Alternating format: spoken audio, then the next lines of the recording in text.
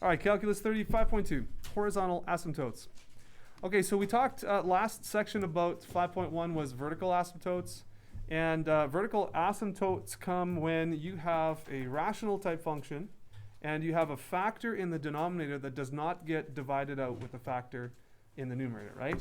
So if anything remains there, that's a vertical asymptote. Now we're talking about horizontal. So obviously horizontal is sideways, like this, right? Vertical is up and down, like this. So how do we find out where horizontal asymptotes are? So first of all, what would a horizontal asymptote be? Okay. Well, in this graph right here, okay, the blue graph, this is y equals e to the power of x, okay? If this graph right here, let's say I took this graph and I extended x to approach positive infinity. Well, we understand that this graph, okay, increases, and as x gets bigger, so does y. So there is no limit, there's no bound, there's no value that the function is approaching as x approaches positive infinity. But as x approaches negative infinity, back here, we can see by the nature of this function, you understand that this graph sort of snuggles close to, let's go this way for you guys. It snuggles close to the x-axis. It gets closer and closer. It never touches and never crosses. But there would be a horizontal asymptote at y equals 0. Okay? Now, if I took this graph and I changed it slightly so that we did something like this. If I moved it up, okay, so let's say this is, where's my pen? Let's say this is y equals e to the x plus 1. All right. Now what you would see is that we would have a horizontal asymptote for this function at x or y equals positive 1. So before it was y equals 0. Y equals positive 1 now. It's moved up, so has the asymptote. So this graph would go like this, and it would kind of get closer and closer, but never cross. Now, we would not have a limit approaching positive infinity still, but we would have a limit for this function as it approaches negative infinity. All right, what about some other functions, and what do they look like? In your textbook, okay, here are some examples of functions on page 214 in the Red Stewart calculus, 215 actually. And notice that a horizontal asymptote is not quite the same as a vertical in the sense that the graph can cross the horizontal asymptote. But the horizontal asymptote will sort of be a limit as x either approaches positive infinity or negative infinity. So what I mean by that is the horizontal asymptotes are they really only come into effect as x either gets really large or x gets really small. Now, obviously, there is no limit as x approaches negative infinity here. This graph keeps going down, it looks like. But as x approaches positive infinity, this graph seems to level out, and this red line y equals L seems to be our limit. Here's another example, okay? Y equals L, there seems to be a limit. Even this one, see how it's crossing over the horizontal line? But as x gets larger and larger and larger, you can see that it would bounce back and forth almost like nothing, and it would be, basically would be this y equals L when x is super large. Okay, some other examples, all right? So the horizontal asymptote only needs to be applicable when x gets either really large in the positive direction or really big in the negative direction. In the middle of the graph, okay, smaller numbers, the asymptote may not it may not really be effective. Like it may not be one of the ways that you would, consider to draw the graph when x is small. It's only when x is large. Okay, so there's three ways here. If we want to find the horizontal asymptote, that is, if we want to consider what's the limit as x approaches positive infinity? Is there a limit? And if there is a limit to this function, then that would be a horizontal asymptote that this graph would approach. So three ways to do that. The first way is to graph and just look at the very large x value. Okay, so we could graph this and then extend our x-axis or look as x approaches 1,000, 1,000,000, 1,000,000,000. What would happen to the value? We could also use test points. Okay, so if you don't want to graph it or you can't graph it, And I do this a lot if I'm just thinking about infinity, like this right here. Before I do anything else, this is actually what I do, just kind of mentally. Test points. So for example, I say, what if x was 1,000,000? Like what if it was something really, really large? Well, this would be 1,000,000 squared plus 2 over 1,000,000 squared plus 1. Now this difference of plus 2 and plus 1, it becomes smaller and smaller and smaller, that difference, as x gets larger, okay? So if you got, for example, if x was 1, this is 3 over 2, right? So that's a big difference. If x was 1,000,000, this is pretty much, the top and the bottom are pretty much the same, aren't they? So you can see that as x gets larger and larger, the difference between the numerator and the denominator becomes 0, or really these values become, like 1. The ratio becomes the same number over the same number. Okay, so test points. You can do a lot with just envisioning what's happening as x gets large. And then, of course, what we're going to focus on today is using limits, okay? Using limits. Now, there is a property of limits that we're going to consider, we're going to take advantage of. And these are the properties of limits I have on the screen here. So you may remember these from chapter 1. Okay. Now, the properties of limits that we're going to focus on, this one is not on there, I do not believe, because we're talking about infinite limits here. But let me talk about this one on the right first. Okay, if x is a really large number in the denominator, okay, let's say we had 1 over 10. That's a pretty small number, right? 1/10. What about 1 over 1,000? That's even smaller, right? 1 over 1,000,000, okay? Even smaller yet. You can understand that as this number gets larger, this number, the values start to approach 0. They get smaller and smaller and start to approach 0, right? So this is why this limit exists. As x approaches positive infinity, the value of 1 over x approaches 0. And this little r part here, okay, this little r part, think about r. If r was squared or cubed or to the power of 5 or 10 or something like that, 1 over x would still approach 0. It would just approach 0 faster. So the r, as long as r is positive, right, greater than 0, if you have like to the power of 3 or 1.5 or 10 or 20, then this limit still holds true. So this is going to be very important. We're going to use this limit. Other limits we're going to use would be the sum difference rules here and the quotient rule, number 5. Okay.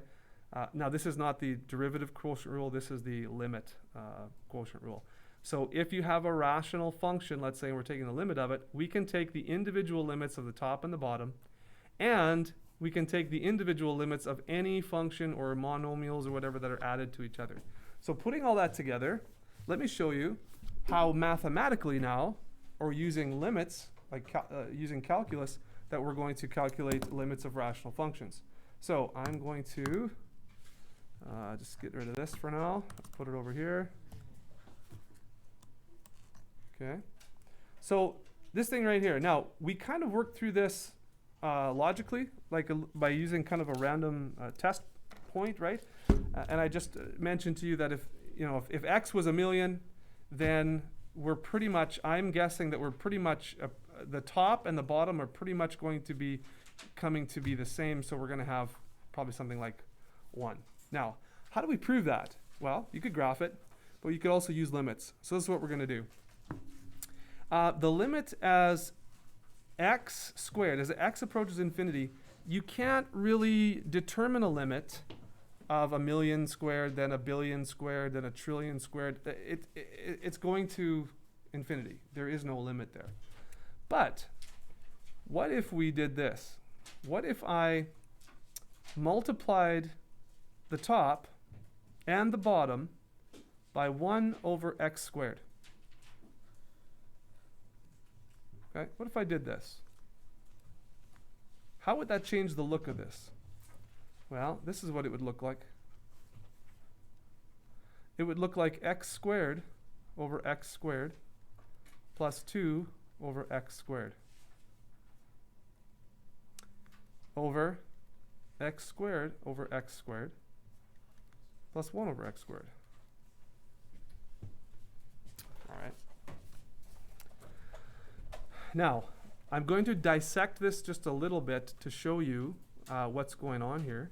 So you don't have to show this kind of work every time, but x squared over x squared is actually just 1. Right? That's what it simplifies to. And 2 over x squared would actually simplify to 2 times 1 over x all squared.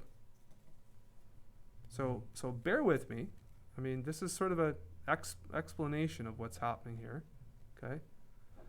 Now, if we use our properties of limits, I'm going to take the limit of the top and divide it by the limit of the bottom. And I'm actually going to take the limit of each term in the top and add or subtract appropriately. So it's going to turn out to look like this.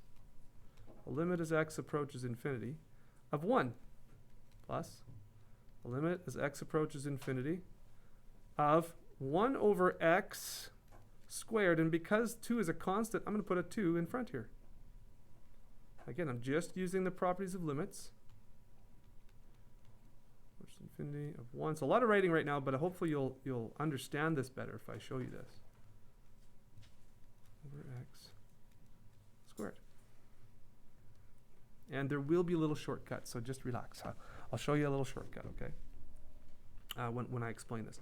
So we are where we are. The limit of the function 1 as x approaches infinity, that's just a straight line, y equals 1. So guess what? That's going to be 1. Right? 1 doesn't change. What happens to this one? Well, if you look carefully, we have 2 times this infinite limit here, and we already said that this, as x approaches infinity, that approaches 0. So we have 1 plus 2 times 0. Down here, this is 1 as well. And this right here, that goes to 0 as well. So I have 1 plus 0 over 1 plus 0, or 1 over 1, or 1. So using limits, we can get to a point where we can express the terms in the rational function as something over x to the power of either squared or to the power of 1 or 3 or whatever. So I can use this for any rational function to find out what happens, if anything, as x approaches positive infinity. Okay? And that's going to be very, very helpful. So let's graph this just so we can see what happens. So I'll just take a moment here. So here's the graph of x squared plus 2 over x squared plus 1. That's the graph. And notice that as we follow this along, okay, x is pretty small, but you can kind of see the y values 1.1, 1.07, 0.06, 1.04, 1.03, 1.02, and so on. Now, if I were to zoom out, oh, that's not what I want to do.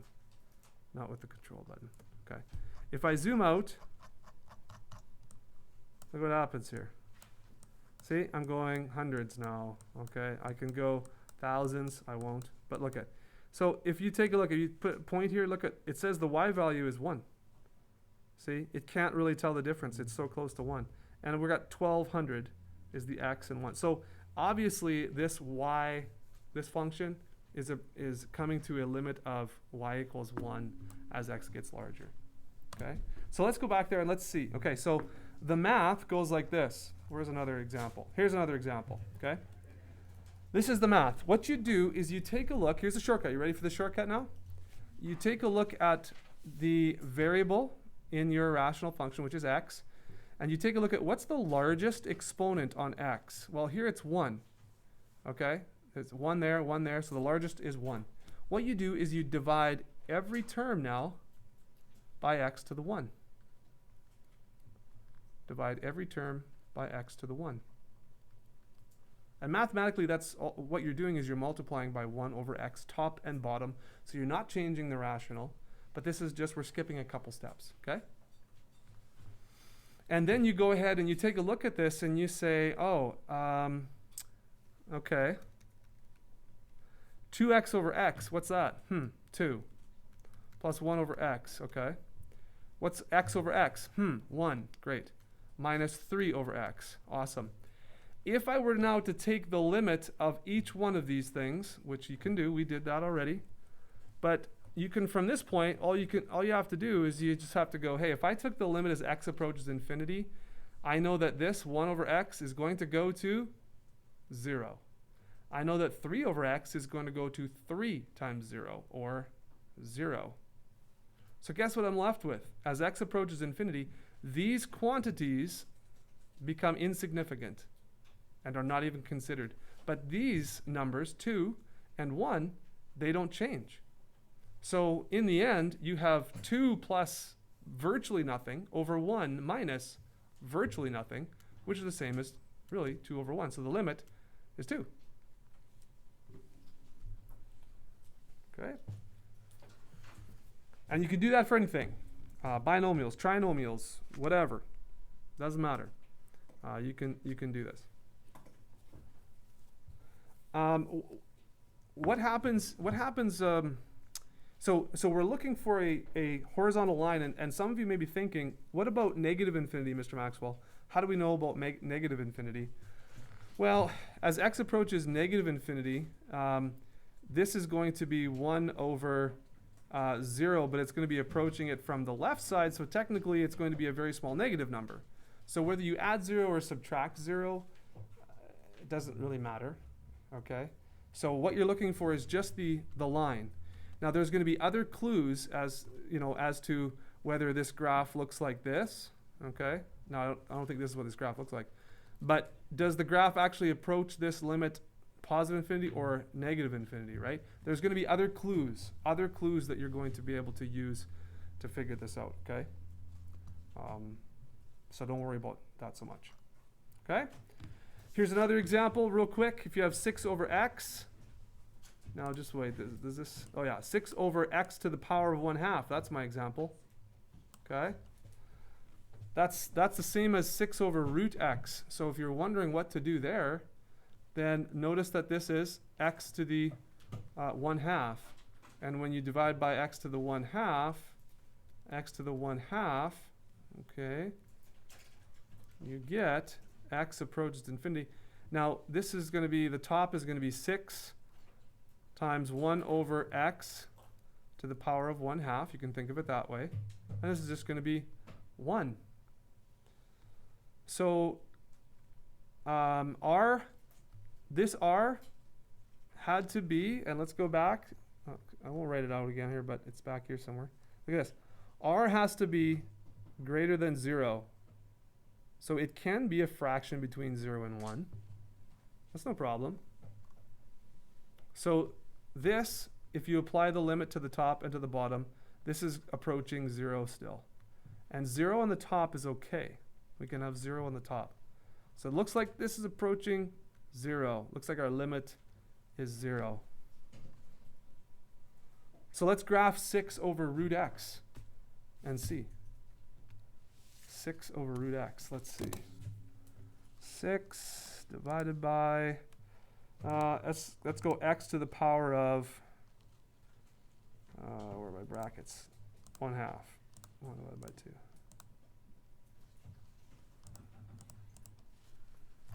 Okay. Oh. So that's the blue graph. What do we got here? 0.175, 0.175. Okay. These are some pretty large numbers. Is that still going down at all? 174. Oh, 0.174. Oh. So it is, looks like it's decreasing quite a bit, right? But, 173. Okay. But we need larger numbers than what we have, hey? Everybody see that? So it's coming down, and I won't zoom out enough here, but you see how it's kind of going to 0 there. And if I zoom in, here's what the graph kind of looks like, right? Do we have a vertical asymptote? Maybe. Well, we have an x in the bottom, so could be. What value for x would make this denominator 0? Well, x equals 0. Does look like we have a vertical asymptote there. Okay, and now we know that we do have a horizontal asymptote. Okay. Questions? Okay. One more. one more here. I'll do one more example for you, and then I'll let you go. I'm going to divide by x squared, guys. I'm going to divide by x squared because that's my largest, and that's going to go on everything, x squared. So this is actually going to turn into a limit as x approaches infinity of 1 plus 7 times 1 over x squared over 1. No, sorry, that's x. This is x, not 1. This is 1 down here. 1 plus 1 over x all squared. So I've got x,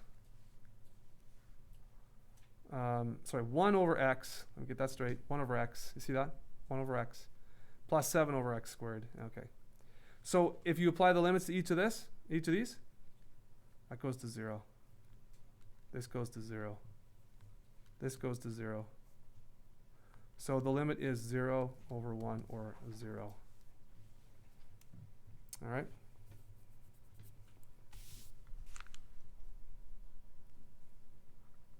Got it? That's how you use limits to find horizontal asymptotes. And yes, there are some patterns there, shortcuts even further, that you can figure out that I think I've even told you in pre-calculus. I'll let you uncover those again. I won't outright tell you because I need you to be able to understand and do this. Okay? But yes, there are some patterns. The more you do, the more you'll see, hey, I know what this limit's going to be before I even do anything. Okay? Patterns. Okay, any questions?